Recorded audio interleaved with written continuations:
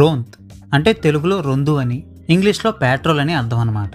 So పేరుకు తగ్గట్టుగానే ఈ మూవీలో జరిగే ఈవెంట్స్ అన్నీ కూడా ఒక రాత్రంతా పెట్రోలింగ్కి వెళ్ళిన ఇద్దరు పోలీస్ ఆఫీసర్లు ఫేస్ చేసిన సిచ్యువేషన్స్ని బేస్ చేసుకుని ఉంటాయి.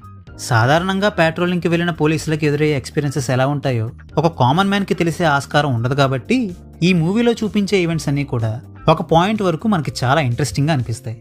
చెట్టు కింద రాలిపడ్డ మామిడి పళ్ళను ఏరుకోవడం నుండి ఫ్యాన్కి ఉరేసుకున్న వాడిని కాపాడే ప్రయత్నం చేయడం వరకు ఒక్క రాత్రిలో ఎన్ని రకాల అనుభవాలు ఒక పోలీస్ ఆఫీసర్కి ఎదురవుతాయన్న విషయాన్ని ఈ మూవీలో చాలా బాగా చూపించారు. బట్ మలయాళం సినిమాల్లో మనం రెగ్యులర్గా చూసే ప్రాబ్లం ఒకటి ఈ మూవీలో కూడా మనకు కనబడుతుంది. విచ్ ఈస్ సగం సినిమా అయిపోయాక కూడా పాయింట్కి రాకపోవడం. యాక్చువల్గా ఈ మూవీలో ఒక ఇష్యూని బేస్ చేసుకుని డ్రామాని నడపాలి అనుకున్నారు. అందుకు తగ్గట్టుగానే అక్కడక్కడ ఆ ఇష్యూకి సంబంధించిన విషయాల్ని కూడా ఫస్ట్ హాఫ్ నుండి ప్రస్తావిస్తూ వచ్చారు.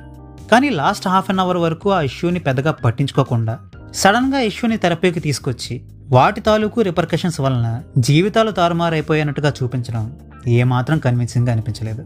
అయితే ఈ మూవీని ఒక డాక్యుమెంటరీ మాదిరిగా పెట్రోలింగ్కి వెళ్ళిన పోలీస్ ఆఫీసర్స్ యొక్క ఎక్స్పీరియన్సెస్ని మాత్రమే మూవీలో చూపించి ఉండాల్సింది, లేదా ఆ ఎక్స్పీరియన్సెస్ని ఫస్ట్ హాఫ్లోనే చూపించేసి ఇక అక్కడి నుంచి అసలు కథ ఏంటో చెప్పడం మొదలుపెట్టి ఉండాల్సింది.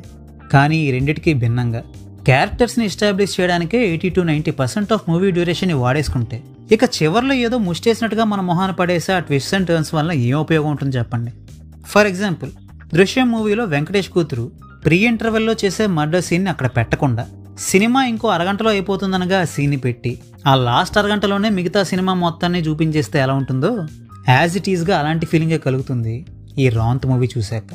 ఇక ఫైనల్గా ఈ మూవీని నేను మీకు రికమెండ్ చేస్తానా అంటే, ఒక డాక్యుమెంటరీని చూస్తున్నామన్న మైండ్ సెట్తో ఈ మూవీని చూస్తే మీకు ఈ మూవీ బాగానే ఉందనిపిస్తుంది. క్లైమాక్స్లో చూపించే డ్రామా అంతా కూడా బోనస్ లాగా అనిపిస్తుంది. బట్ ఒకవేళ మీరు ఈ మూవీని ఒక క్రైమ్ ఇన్వెస్టిగేషన్ థ్రిల్లర్ అనుకుని చూశారంటే మాత్రం ఈ మూవీ మిమ్మల్ని అసహనానికి గురయ్యేలా చేసే అవకాశం ఉంటుంది. So well, that's a wrap on this video. ఈ వీడియో మీకు నచ్చితే వీడియోని లైక్ చేయండి. మరిన్ని వీడియోస్ కోసం ఛానల్కి సబ్స్క్రైబ్ చేసుకోండి. We will meet you next video. Thanks for watching.